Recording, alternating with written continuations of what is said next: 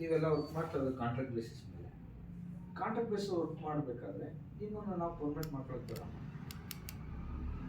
ನೀವು ಪರ್ಮನೆಂಟ್ ಮಾಡ್ಕೊಳ್ತೀನಿ, ಪರ್ಮನೆಂಟ್ ಮಾಡ್ಕೊಳ್ಳಿ ಅಂತ ಕೇಳ್ತಾ ಇರಲ್ಲ, ಇದೆಷ್ಟು ಸಮಂಜಸ? ಖಂಡಿತವಾಗ್ಲೂ ನೀವು ಕೇಳ್ತಾ ಇರ್ತಕ್ಕಂಥ ಪ್ರಶ್ನೆಗೆ ನಾವು ಹೇಳ್ಬೇಕೇನಪ್ಪ ಅಂತಂದ್ರೆ, ಮೊದಲಿಂದನೂ ಸರ್ಕಾರ UGC ಪ್ರಕಾರವಾಗಿ ಒಬ್ಬ ಕಾಯಂ ಉಪನ್ಯಾಸಕರು 16 ಗಂಟೆ ಪಾಠ ಮಾಡಬೇಕು.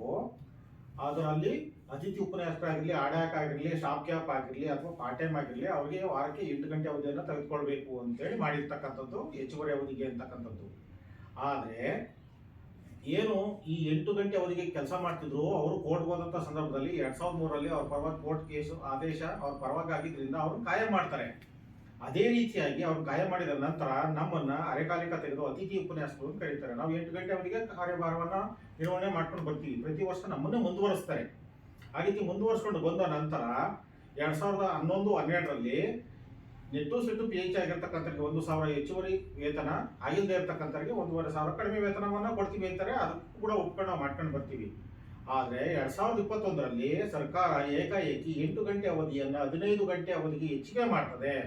ಅಂದಮೇಲೆ 15 ಗಂಟೆ ಅವಧಿಯನ್ನ ನಾವು ಅತಿಥಿ ಉಪನ್ಯಾಸಕರು ಏನು ಕಾರ್ಯಭಾರವನ್ನು ನಿರ್ವಹಣೆ ಮಾಡ್ತೀವಿ, ಅಂದಮೇಲೆ ನಾವು ಅಲ್ಲಿ ಅತಿಥಿ ಉಪನ್ಯಾಸಕರು ಆಗೋದಕ್ಕೆ ಸಾಧ್ಯನೇ ಇಲ್ಲ. ಯಾಕಂದ್ರೆ ವಾರ ಪೂರ್ತಿ ಕಾಲೇಜಿಗೆ ನಾವು ಹೋಗ್ತೀವಿ. ಯಾಕಂದ್ರೆ ಕಾಯಂ ಉಪನ್ಯಾಸಕರು ಕೂಡ 16 ಗಂಟೆ ವಾರಕ್ಕೆ ಏನು ಪಾಠ ಮಾಡ್ತಾರೆ, ನಾವು ಕೂಡ 15 ಗಂಟೆ ಪಾಠ ಮಾಡ್ತೀವಿ.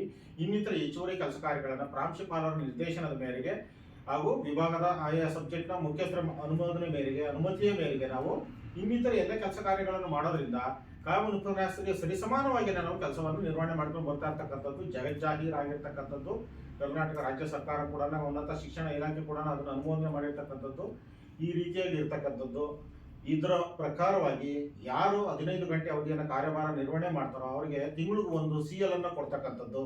ಆನಂತರವಾಗಿ ಅವರಿಗೆ ಇನ್ನಿತರೆ ಕಾಲೇಜಿನಲ್ಲಿ 10 ಗಂಟೆಯಿಂದ 4 ಗಂಟೆವರೆಗೂ ಕೂಡ ಇರಬೇಕು ಅಂತಕ್ಕಂಥದ್ದು. ಕಾಯಂ ಉಪನ್ಯಾಸಕರು ಏನೇನು ಕೆಲಸ ಕಾರ್ಯವನ್ನು ಮಾಡ್ತಾರೋ ಅದೆಲ್ಲವನ್ನೂ ಕೂಡ ಅತಿಥಿ ಉಪನ್ಯಾಸಕರು ಮಾಡಬೇಕು ಅಂತೇಳಿ ಆದೇಶದಲ್ಲಿ ಇರ್ತಕ್ಕಂಥದ್ದು. ಒಂದು ಮೇಲೆ ನಾವು ಕಾಯಂ ಉಪನ್ಯಾಸವನ್ನ ಮಾಡ್ತಾರೋ ಒಂದು ಕಾರಣಕ್ಕೋಸ್ಕರ ನಮ್ಮನ್ನು ಕಾಯಂ ಮಾಡಿ ಅಂತ ಕೇಳೋದ್ರಲ್ಲಿ ಏನು ತಪ್ಪಿದೆ?